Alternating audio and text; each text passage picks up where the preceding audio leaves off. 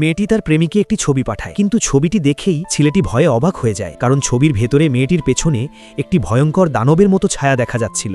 সে দ্রুত মেয়েটিকে বিষয়টি জানায়। শুরুতে শিয়াওমি বিশ্বাসই করতে চায়নি, কিন্তু যখন সে ছবিটি জুম করে ভালো করে দেখল তখন সেও ভয় পেয়ে গেল। সে ধীরে ধীরে মাথা ঘুরিয়ে পেছনে তাকালো, কিন্তু সেখানে কিছুই ছিল না। শিয়াওমি ভাবল হয়তো ভুল দেখছে, তাই সে উঠে ঘরের ভেতরে একটু খুঁজে দেখতে লাগলো। ঠিক তখন দরজার কাছে শব্দ হলো। সে ভয় পেয়ে তাকালো, কিন্তু পরে বুঝতে পারলো ওটা তার বড় ভাই। এতে শিয়াওমি স্বস্তি পেল এবং ছেলেটাকে জানালো যে সবকিছুই হয়তো ভুল বোঝাবুঝি ছিল। কিন্তু কিছুক্ষণ পর ছেলেটি নিজেও একটি ছবি তুলে শিয়াওমিকে পাঠায়, আর সেই ছবি দেখে সে নিজেই ভয়ে হতবাক হয়ে যায়, কারণ তার ছবির পেছনেও একই দানব দেখা যাচ্ছিল। সবচেয়ে ভয়ের বিষয় হলো তখন বাড়িতে ছেলেটি একাই ছিল। সে ধীরে ধীরে আলমারির কাছে গিয়ে দরজা খুলে দেখল, কিন্তু ভেতরে শুধু কাপড় ছাড়া আর কিছুই নেই। ছেলেটি তখন শিয়াওমিকে ভিডিও কল করবে ভাবছিল।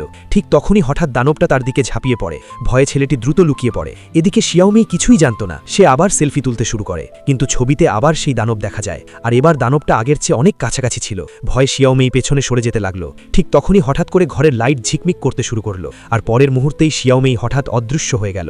এরপর ছেলেটি অনেকবার ফোন করলেও শিয়াওমি আর কখনো ফোন ধরেনি। তারপর যখন সে সেলফি অন করলো, দানবটা তার উপর চলে এলো, আর তখন সব শেষ।